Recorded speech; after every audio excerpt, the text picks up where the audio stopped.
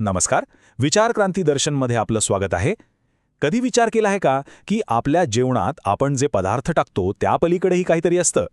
आज आपण अन्नातल्या याच एका छुपे ऊर्जेबद्दल बोलणार आहोत. आपण जे काही खातो त्यात खरं तर काय असतं? म्हणजे वरवर पाहिलं तर फक्त जिन्नस आणि पोषणमूल्यच दिसतात. पण याच्याही पलीकडे काहीतरी असू शकतं का? तर या संकल्पनेनुसार अन्नामध्ये फक्त घटक नसतात, तर ते बनवणाऱ्याची ऊर्जासुद्धा असते.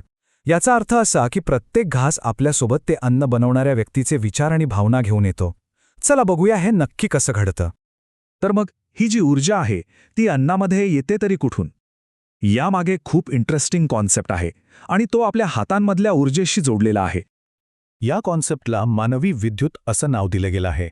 म्हणजे आपल्या शरीरातून वाहणारी एक सूक्ष्म ऊर्जा, समजा एक प्रकारची बायोलॉजिकल एनर्जी, जी आपल्या विचारांनी आणि भावनांनी सतत बदलत असते.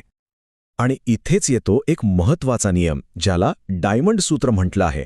हे सूत्र सांगतं की या मानवी विद्युतचा सगळ्यात जास्त प्रवाह आपल्या बोटांच्या टोकांमधनं होतो. म्हणजे अगदी साहजिक आहे, जेव्हा आपण हाताने अन्न बनवतो तेव्हा ही ऊर्जा थेट अन्नामध्ये मिसळते. बघा, ही प्रोसेस एकदम सोपी आहे. सगळ्यात आधी स्वयंपाक करणाऱ्याच्या मनात चांगले किंवा वाईट विचार येतात. त्यानंतर ही मानवी विद्युत नावाची ऊर्जा त्यांच्या बोटांच्या टोकांपर्यंत पोहोचते. आणि मग काय, अन्न तयार करताना तीच ऊर्जा अन्नामध्ये शोषली जाते. पण थांबा, या ऊर्जा प्रवाहाची एक दुसरी, जरा धोकादायक बाजूसुद्धा आहे. जेव्हा अन्न चुकीच्या किंवा नकारात्मक भावनांनी दूषित होतं, तेव्हा ते आपल्या आरोग्यासाठी खूप हानिकारक ठरू शकतं. आणि हा परिणाम खूप मोठा असू शकतो. बघा, एकीकडे प्रेमाने बनवलेलं अन्न, जे शरीर आणि मन दोघांनाही घडवतं, आणि दुसरीकडे दुःखाने किंवा रागाने बनवलेलं अन्न, जे आजारपणाला आणि असंतोषाला आमंत्रण देऊ शकतं. आणि हा धोका घरातल्या जेवणापेक्षा बाहेर म्हणजे बाजारातल्या अन्नात खूप जास्त असतो. इथेच येतं आपलं दुसरं डायमंड सूत्र. यानुसार खुल्या बाजारात विकलं जाणारं अन्न अशा नकारात्मक ऊर्जेसाठी खूप जास्त संवेदनशील असतं.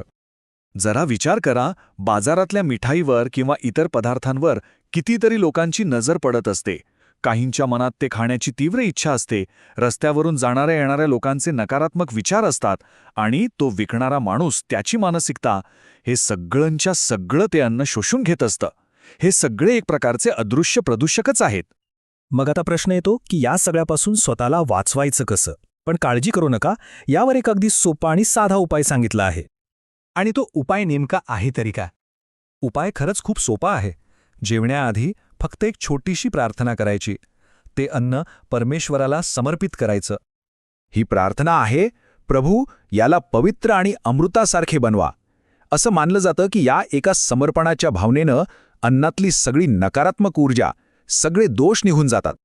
तर मग या सगळ्या चर्चेचा सार काय आहे? तर तो आहे जागरूकतेने जेवण. याचाच अर्थ, जेव्हा अन्न एका उच्च शक्तीला अर्पण केलं जातं, तेव्हा त्यातली सगळी सूक्ष्म अशुद्धी नाहीशी होऊ शकते, आणि मग ते अन्न फक्त शरीरच नाही तर मन आणि आत्म्याचंही पोषण करतं. आपण आज ज्या संकल्पनांबद्दल बोललो ते सर्व विचार युगऋषी पंडित श्रीराम शर्मा आचार्य यांच्या मानवीय विद्युत के चमत्कार या अप्रतिम पुस्तकातून घेतले आहेत. आता हे सगळं ऐकल्यावर पुढच्या वेळी जेवणाचं ताट समोर आल्यावर त्याकडे बघण्याचा दृष्टिकोन नक्कीच बदलेल, नाही का? विचार करण्यासारखी गोष्ट आहे.